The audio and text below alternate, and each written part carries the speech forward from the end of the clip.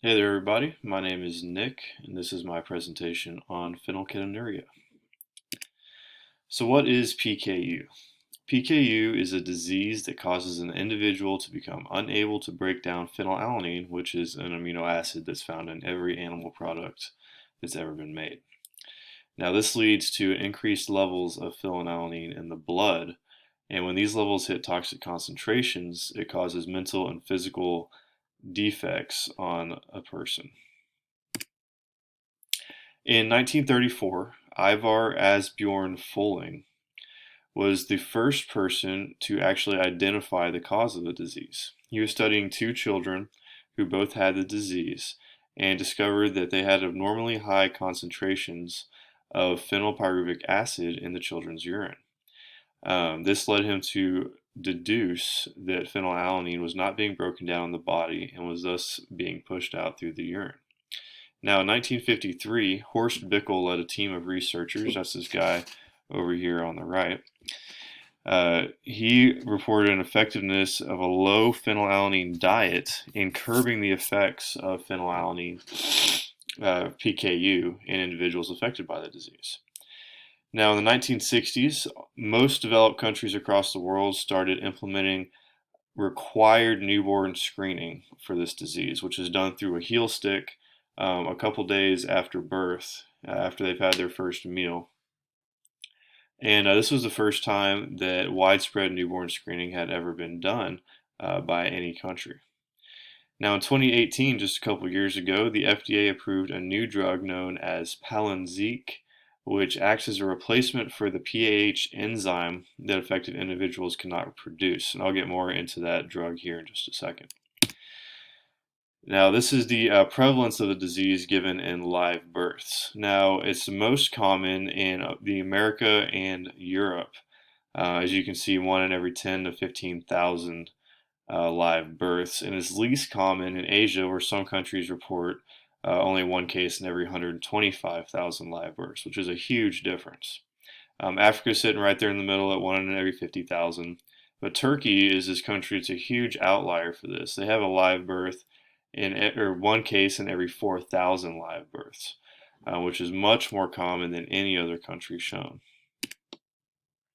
So some characteristics of the disease. Once the toxic levels of phenylalanine have been reached, like I said earlier, they start to exhibit these problems here. So you start having permanent intellectual disabilities, seizures, maybe even epilepsy, delayed development, behavioral and psychiatric disorders, microcephaly, and the inability to produce melanin, which leads these individuals to have fair skin and blue eyes. Now, unfortunately, there is no cure for PKU. However, with early detection, individuals that have this disease can manage it well throughout their entire lives and actually lead a pretty normal life besides their diet that they have to follow. This is why it's so critical to test every newborn for the disease so you can catch it right off the bat.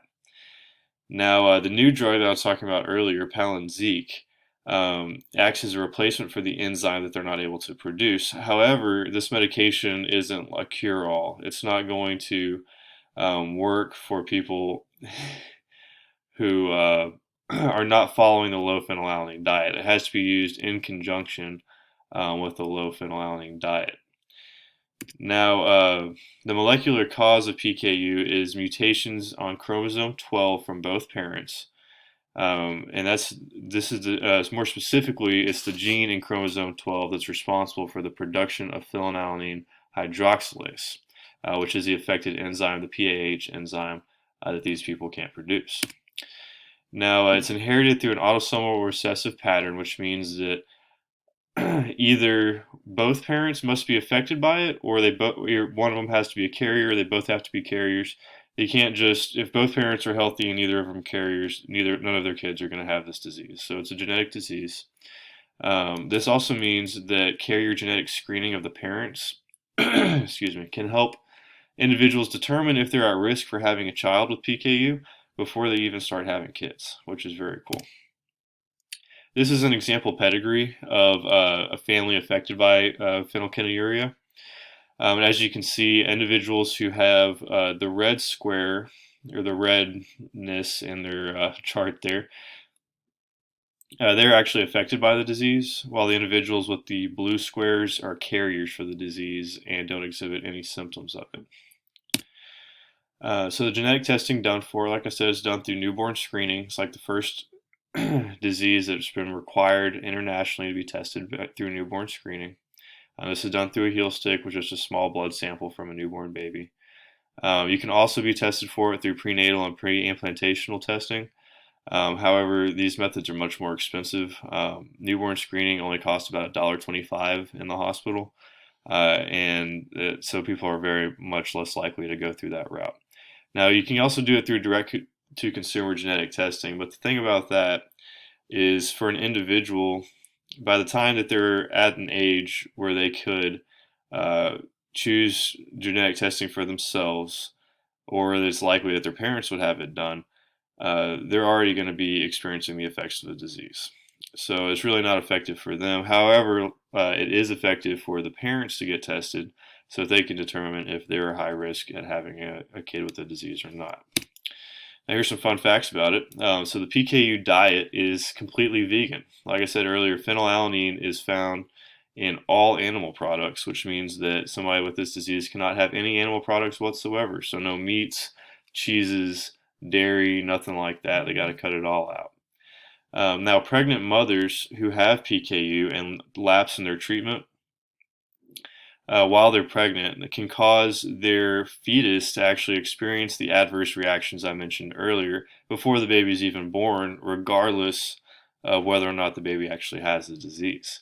This is due to the high levels of phenylalanine in the mother's bloodstream being passed to the child through the umbilical cord and causing those defects, which I thought was very interesting.